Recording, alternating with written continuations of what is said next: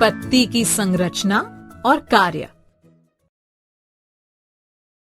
इस वीडियो में पत्ती के विभिन्न भाग, पर्णवृंत, पर्णफलक, शिराएं, मध्य शिरा, पत्तियों की संरचना व शिरा विन्यास, जालिका रूपी और समांतर शिरा विन्यास, पत्तियों का महत्व और कार्य, प्रकाश संश्लेषण की प्रक्रिया। ये दीदी आ गई, दीदी आ गई। अरे अरे, जरा संभल के खोजी, ऐसे मत दौड़ो नहीं तो गिर जाओगे। दीदी, आज आप ये आम का पौधा क्यों लाई हैं? इसी को देखने के लिए मैं भागकर आ गया। हाँ दीदी, बताइए ना, हम इस पौधे के साथ आज क्या करेंगे? एक साथ इतने सारे सवाल। लगता है तुम सबको पौधों के बारे में जानना बहुत अच्छा लग रहा है, इसीलिए इस पौधे को देखकर इतने उत्सुक हो रहे हो। हाँ हाँ दीदी। इस पौधे की मदद से पौधों की पत्तियों के बारे में बहुत सी बातें जानेंगे और फिर हम सब मिलकर स्कूल के आंगन में इसे लगाएंगे। अरे वाह! अच्छा, इस पौधे को ध्यान से देखो और बताओ इसकी पत्तियां किस प्रकार टहनियों से जुड़ी हुई हैं? दीदी, एक हरा और छोटा सा डंठल दिख रहा है।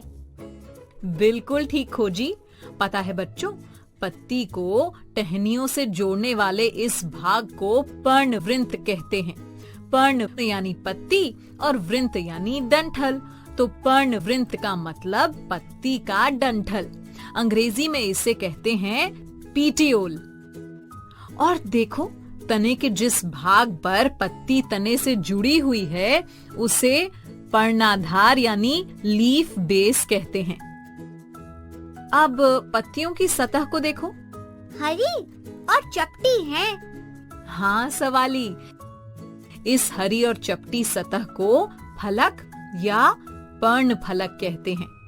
अंग्रेजी में इसे लैमिना कहते हैं, समझे ना? हाँ दीदी। अगला भाग कौन सा है दीदी? अगले भाग के बारे में जानने से पहले एक मजेदार गतिविधि करते हैं, और उस गतिविधि को करने के लिए मैं तुम सब के लिए कुछ लाई हूँ। आप क्या लाई हैं दीदी? ये देखो, बताओ जरा ये क्या है? दीदी, ये तो पीपल के पेड़ के पत्ते हैं। इनके साथ हम क्या गतिविधि करेंगे? बताती हूँ। सब मुझसे एक एक पत्ती लो और अपनी कॉपी और रंगीन पेंसिल निकालो। निकाल ली दीदी। अब पत्ती को एक साफ पेज के नीचे रख दो और पेज को ठीक से पकड़ो। जहाँ पत्ती रखी है वहाँ पेज के ऊपर रंगीन पेंसिल को धीरे धीरे रगड़ो। ठीक? ठीक है दीदी। अरे दीदी देखो, ये तो बिल्कुल पत्ती की छाप ही बन गई। हाँ दीदी, और इस छाप में तो कुछ रेखाएं भी बनी हैं, बहुत सी पतली पतली रेखाएं, और बीच में एक मोटी रेखा बनी है। ये तो रेखाओं का जाल लग रहा है दीदी। वाह खोजी, तुमने तो बहुत कुछ खोज लिया इस छाप में। चलो, अब इन्हीं सब के बारे में बताती हूँ। बच्चों, ये जो रेखाएं छाप में दिख रही है ना, इन्हें शिराएं यानी वेन्स कहते हैं। और जो बीच में उभरी हुई रेखा दिख रही है ना, इसे कहते हैं मध्य शिरा। अंग्रेजी में इसे मिडरिब कहते हैं। एक बात और, छाप में जो रेखाओं का डिजाइन बना है इसे शिरा विन्यास कहते हैं। अंग्रेजी में इसे लीफ वेनेशन कहते हैं। और ये दो प्रकार का होता है, जालिका रूपी और समांतर। इनमें क्या अंतर है दीदी? बच्चों, तुम सब के पास जो पत्तियां हैं उनमें जो ये जाल की तरह रेखाएं बनी है ना, इसे ही जालिका रूपी शिरा विन्यास और अंग्रेजी में रेटिक्युलेट वेनेशन कहते हैं। पीपल, नीम, बरगद आदि पेड़ों के पत्तों में ये होता है।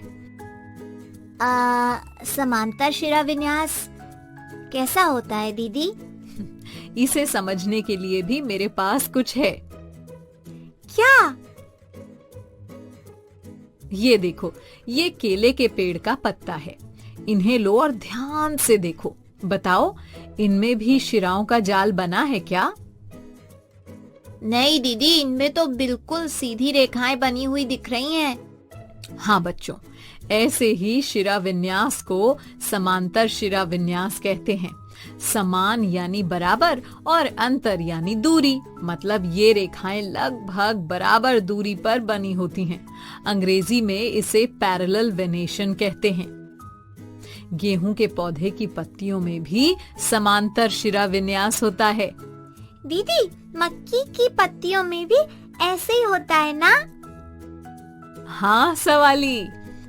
दीदी, क्या पत्तियां भी कोई कार्य करती हैं? हाँ सवाली, पत्तियां पौधे का रसोई घर होती हैं। यहीं पर पौधे के लिए भोजन बनता है। हाँ दीदी, पिछली कक्षा में हमने ये पढ़ा था। इसे प्रकाश संश्लेषण कहते हैं। शाबाश बच्चों। भोजन बनाने के लिए पत्तियां अपने हरे रंग के पदार्थ क्लोरोफिल की उपस्थिति में जल और वायु में उपस्थित कार्बन डाइऑक्साइड का प्रयोग करती हैं। जानते हो बच्चों, इस प्रक्रिया के लिए सूर्य का प्रकाश बहुत जरूरी होता है। संश्लेषण मतलब बनाना, तो प्रकाश संश्लेषण मतलब प्रकाश की उपस्थिति में बनाना। इसीलिए इस प्रक्रिया को प्रकाश संश्लेषण कहते हैं। अंग्रेजी में इसे फोटोसिंथेसिस कहते हैं। पत्तियां भोजन के रूप में मंड बनाती हैं और फिर ये मंड पत्तियों के डंठल से होकर तने में पहुंचता है और वहां से पौधे के सभी भागों में पहुंचता है। मंड तो हमारे भोजन में भी होता है ना दीदी? आपने इसके बारे में हमें बताया था। हाँ सवाली, सही कहा। एक और बात बच्चों, प्रकाश संश्लेषण की प्रक्रिया में मंड के साथ ऑक्सीजन भी बनती है। पौधे इस ऑक्सीजन को हवा में छोड़ते हैं, जिसे हम सांस के साथ अंदर लेते हैं। ओह, तब तो पेड़ पौधे हमारे लिए बहुत उपयोगी हैं। हाँ खोजी, पौधे न हो तो हम जीवित नहीं रह सकते। पत्तियों के बारे में एक रोचक बात और, पत्तियों में छोटे छोटे छिद्र होते हैं जिन्हें रंध्र या स्टोमेटा कहते हैं। कहाँ दीदी? इसमें तो नहीं दिख रहा। सवाली, ये रंध्र बहुत छोटे होते हैं, ऐसे नहीं दिखते, लेकिन काम बहुत करते हैं। रंध्र भी काम करते हैं?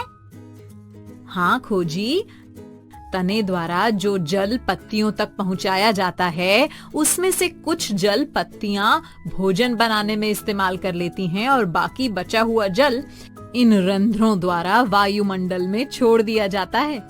इस प्रक्रिया को वाष्पोत्सर्जन यानी ट्रांसपिरेशन कहते हैं, यानी वाष्प के रूप में पत्तियों से जल का उत्सर्जन। अच्छा। एक और बात बताती हूँ बच्चों, पौधे की जड़ों और पत्तियों में एक बहुत ही रोचक संबंध है। कैसा संबंध दीदी?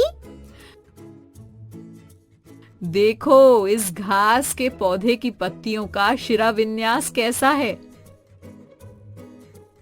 समांतर शिरा विन्यास है दीदी।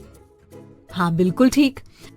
रेशेदार जड़ों वाले पौधों की पत्तियों का शिरा विन्यास समांतर होता है।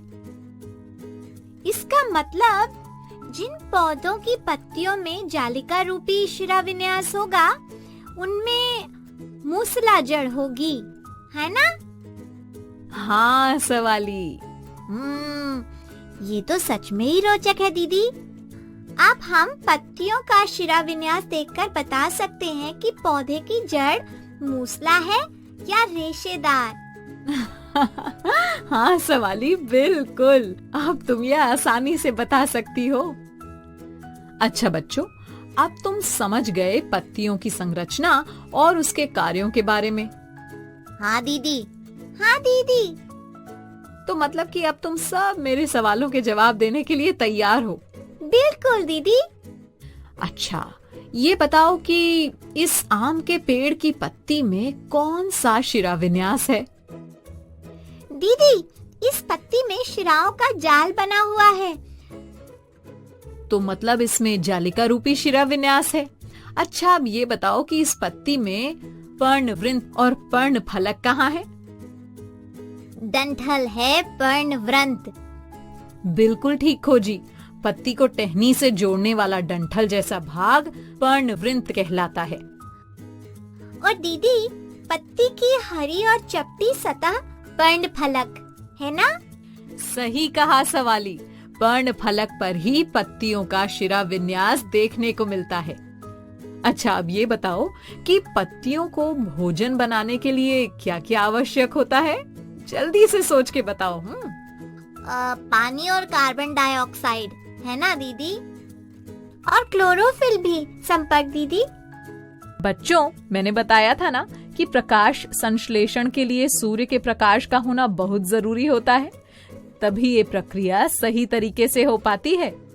हाँ दीदी, याद आ गया, क्योंकि इस प्रक्रिया के लिए प्रकाश जरूरी होता है, इसीलिए इसे प्रकाश संश्लेषण कहते हैं। अब बताओ कि अगर किसी पौधे के पत्तियों का शिरा विन्यास समांतर है तो उसकी जड़ कैसी होगी? उसमें रेशेदार जड़ होगी दीदी।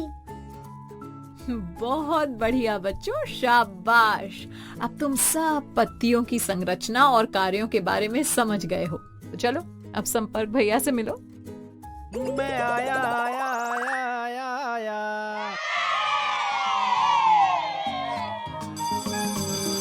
ओके बच्चों, बाय बाय बाय।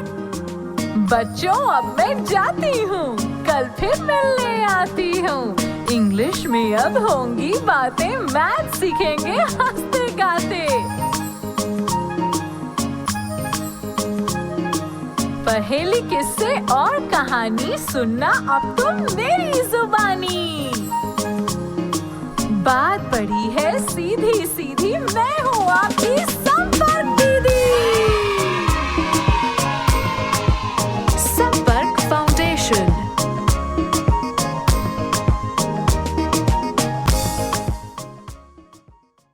आपको ये वीडियो देखकर मजा आया ना?